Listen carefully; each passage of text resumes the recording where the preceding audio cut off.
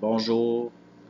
Par rapport là, à des choses que j'ai réussi à verbaliser dernièrement, il y a le fait que l'intellect, le mental réflectif, par rapport là, à une façon qui est nouvelle pour moi de le voir, c'est le côté réflectif par rapport à certaines forces. Certaines forces, une fois réfléchies dans l'intellect, l'intellect devient un catalyseur de la subjectivité de l'être humain, comme par exemple l'angoisse, une fois qu'elle est réfléchie, devient de l'inquiétude, la peur, une fois qu'elle est réfléchie, devient de la crainte, l'émotion, une fois qu'elle est réfléchie, devient du sentiment, et ces processus-là sont liés à ce qu'on a appelé dans le milieu là, la formation du périsprit, qui est une coque de subjectivité au niveau du ressenti si on peut dire, parce qu'il y a un jeu de projection et puis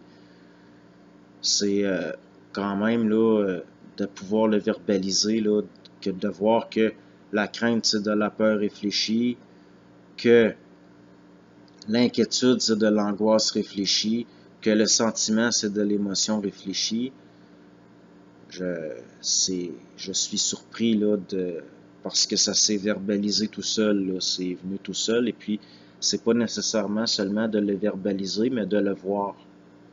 De le voir au sens où je le voyais, mais pas aussi clairement.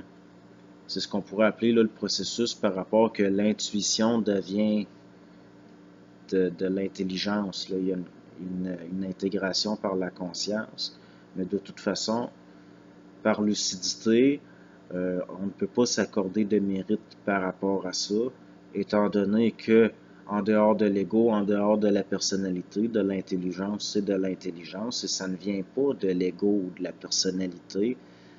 Et l'individu à ce niveau-là n'a jamais de mérite. Il n'y a pas de mérite à avoir. Et puis aussi, là, comme par exemple, qu'il m'est arrivé de dire que l'orgueil et l'humilité faisaient partie du mental polarisé, que c'était de la polarité.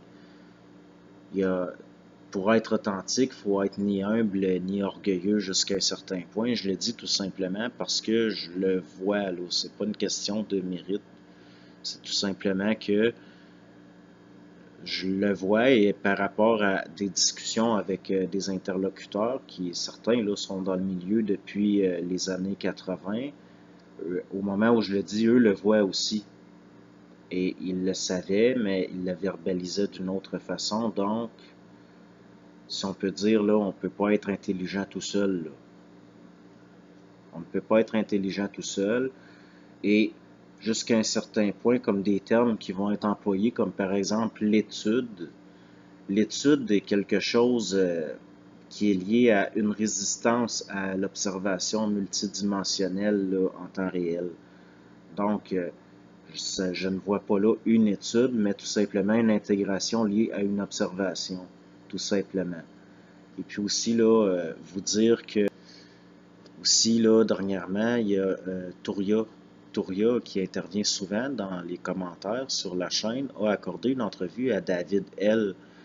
Et c'est extrêmement intéressant. Pourquoi? Parce que par rapport à ce qui est lié au supramental, il va souvent y avoir de l'expérience avant de rencontrer le matériel, c'est-à-dire avant de rencontrer le témoignage d'autres qui ont vécu le même genre de phénomène, le même genre d'intégration, et puis aussi là, de transmutation de la conscience.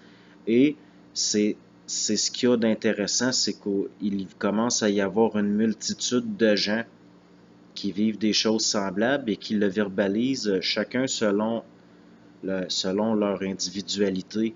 Et c'est extrêmement important. Pourquoi? Parce qu'il y a des choses que je n'aurais jamais pu voir seul. Comme je l'ai dit précédemment, on ne peut pas être intelligent tout seul, là. Pas à ce niveau-là. L'expérience est individuelle, mais par rapport là, à de l'intégration et à un certain travail là, qui prend du temps, qui est accompli par soi, on ne peut pas tout seul. Donc, c'est important. C'est important d'avoir accès à des témoignages de plusieurs personnes justement parce que c'est un point de vue différent, là, un peu comme si le réel était une montagne et nous nous tenons autour de la montagne selon des perspectives différentes. Et le fait d'échanger permet d'élargir la vue. Et souvent, là, l'autre va voir des choses que nous, on ne voit pas. Et il y a toujours du nouveau comme ça en plus. Et puis, ça va créer, ça va devenir un catalyseur, ça va créer un phénomène d'amplification de l'intégration. Donc, je vais vous mettre le lien là, de l'entrevue que Touria a accordé à David L. Donc, c'est ça là, que j'avais à dire là. Donc, bonne journée.